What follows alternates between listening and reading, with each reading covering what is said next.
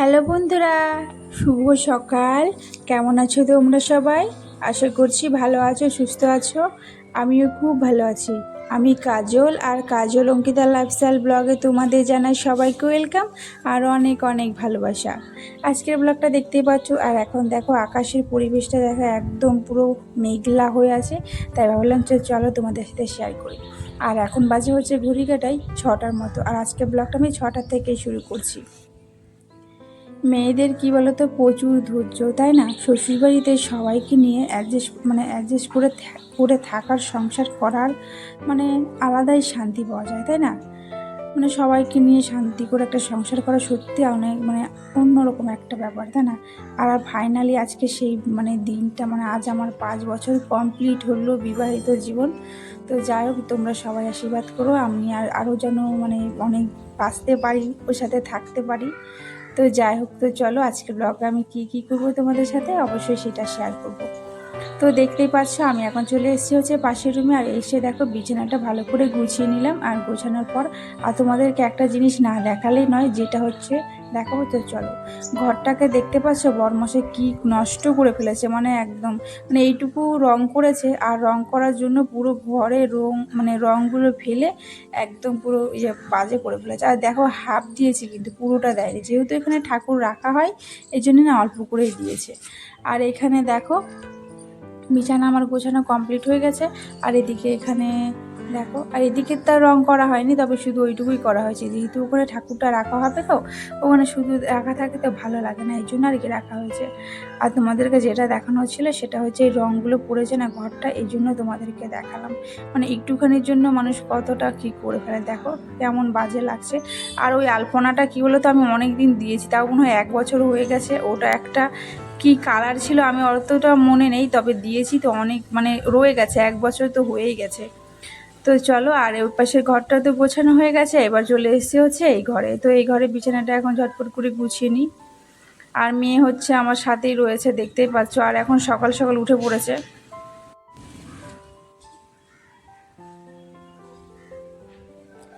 তো যাই হোক, ও তো উঠে পড়েছে, ও এখন আমার পেছন পেছনে ঘুরে বেড়াবে যতক্ষণ না ও খেলার কোনো সঙ্গী পাচ্ছে। ওর দিদি তো নেই, টিউশন গেছে, তো যতক্ষণ না ও আসছে ও ততক্ষণ আমার কাছেই থাকবে, আর যখন আসবে তখন একটু খেলবে।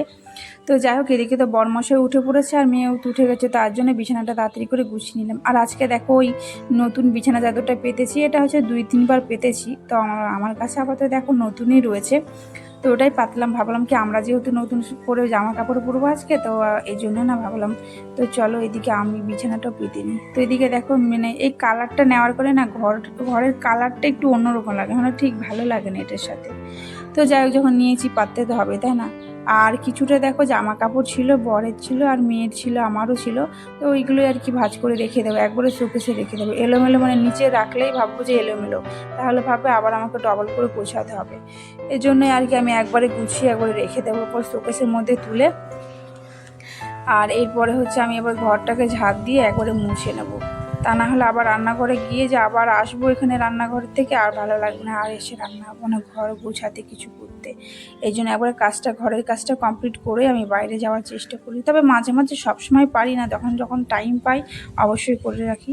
আর যখন মন খারাপ থাকে না তখন আর ভালো লাগে। তবে আজকে আমার মনটা বিশেষ করে ভীষণ ভালো আছে। তো কিসের কারণে অবশ্যই তোমাদেরকে পুরোটাই বলবো, তো ভিডিওটা দেখতে থাকো। আর আমার ব্লগগুলো তোমাদের কেমন লাগে সেটাও কিন্তু অবশ্যই কমেন্ট করতে ভুলো না। আর যদি ভালো লাগে অবশ্যই চ্যানেলটাকে একটা বরাবরের মতো একটা লাইক করে পাশে সাবস্ক্রাইব করে দিও। আর যারা প্রথমবার দেখছে তারা অবশ্যই চ্যানেলটাকে একটা লাইক করে সাবস্ক্রাইব করে দিও। আর পুরনো বন্ধুদেরকে তো অসংখ্য ধন্যবাদ, আপনারা আমার এইভাবেই পাশে থাকবেন আর এভাবেই সাপোর্ট করবেন। আর তোমাদের ভালোবাসার সাপোর্ট ছাড়া তো আমি কখনোই এগিয়ে যেতে পারবো না, তাই তোমরা প্লিজ আমার অবশ্যই পাশে থেকো। তো তোমাদেরকে কি দেখাচ্ছি দেখতেই পাচ্ছ, তো দেখতেই পেলে আমি তোমাদেরকে কি দেখালাম। তো আজ যেহেতু আমার বিবাহবার্ষিকী, তো তাই জন্য না আগের দিন রাতে আমি না মেহেন্দি করেছিলাম, তো ওটাই তোমাদেরকে দেখাচ্ছিলাম। তো চলো, আর এদিকে দেখো বড়মশা বলছে কি হাতে মেহেন্দি করে তাহলে তুমি একটা কাজ করো, গ্লাভস পরে নাও, গ্লাভস পরে বাসনগুলো ধোও, যা হলো মেহেন্দিটা উঠবে না। আমি বলছি মেহেন্দির জন্য আমি বাসনটা ধোবো না, আমি তাই বলছিলাম। তো ওই জন্য আমি বললাম কি ঠিক আছে, ওটা কোনো ব্যাপার নয়, এমনিতে উঠে যাবে, কাজ তো আমাকে করতে হবে, কথা ক্লাস পরে থাকবো, তাই না? তো মেহেন্দির জন্য কি আমি বাসন কোসন কাজ করবো না? বলছে কি না থাক না, সেটাই আর কি বলছি, ও ভাব বলছিল। তো যাই হোক, তারপর দেখো আমি চলে এসেছি কলে এসে বাসন কোসনগুলো ধুয়ে নিলাম, আর মেয়ে আমার কাছেই ছিল। আর এইদিকে দেখো আমি এখন চলে এসেছি সোজা রান্নাঘরে তো রান্নাটা তো করতে হবে। এই জন্য দেখো রান্নাঘরে একবারে চলে এসে এখন গ্যাসগুলো সব মুছে নেব। তারপরে হচ্ছে রান্নাঘরটা বসে আমি কালকে রাতে অনেকটা পরিষ্কার করেছিলাম, তো এই জন্য সেরকম আর অতটা নোংরা নেই। তবে এই গ্যাসটাকে মোছা হয়নি, তবে নিচেরগুলো মোছা হয়েছে, তাই নিচেরগুলো আজকে আর মুছবো না। শুধু গ্যাসটাই বাকি ছিল রাত্রেবেলা মোছার জন্য, খাওয়া দাওয়া করে না আর ভালো লাগে না মনে হয় মোছার জন্য, এই জন্য আর কি কিছুই করলাম না। আর এইদিকে দেখো পাশে কড়াই বসিয়ে দিয়েছি, আর এপাশে বসিয়ে দিয়ে হচ্ছে চা। আর আজকে যেহেতু স্পেশাল দিন, তো স্পেশাল দিনে হচ্ছে মাছ আর খাবে না কেউ, তো এই জন্য দেখো সবাই বলেছে যে চিকেন খাবে, তো ওই জন্যে হচ্ছে না চিকেনটাই আনা হয়েছে। তো মাটন আমরা খাই না বেশিরভাগ, তবে মাটনে অনেক এমনিতে ফ্যাট মোটা হয়ে গেছে, আরও চর্বি ওই জাতীয় খাবার এখন বেশি খায় না, তবে মাংসটাই বেশিরভাগ খায়, তাই মাছটাই আর কি বেশি খাওয়া হয়। আর এদিকে দেখো মাছ আর মাছটাকে আর করলাম না। তো এদিকে হচ্ছে মাংস, আর এদিকে হচ্ছে আলু, ওটাকে না আজকে অন্যভাবে রান্না করবো। এভাবে আমরা কমই রান্না করি, তো এইভাবে ভাবলাম কি আজকে চলে একসাথে মাখিয়ে এটাকে 1 ঘন্টা রেস্টে রেখে দেবো। এই রেস্টে রাখার পরে একবারে রান্না করবো।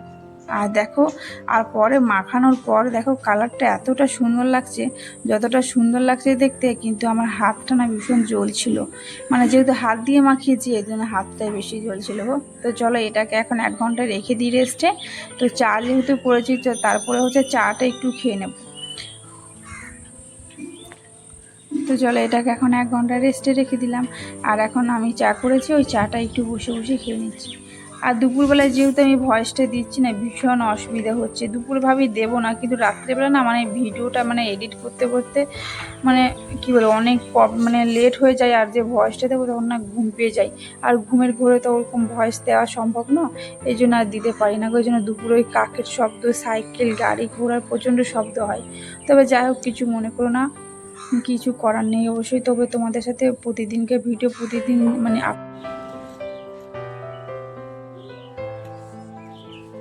তো যাই হোক, চলো ঝটপট করে এখন চিকেনটা রান্না করে নিই। তো তারপরে হচ্ছে আবার ওইদিকে যেতে হবে, এক জায়গায় আবার যাওয়ার আছে, তো কোথায় যাব সেটাও তোমাদেরকে বলবো।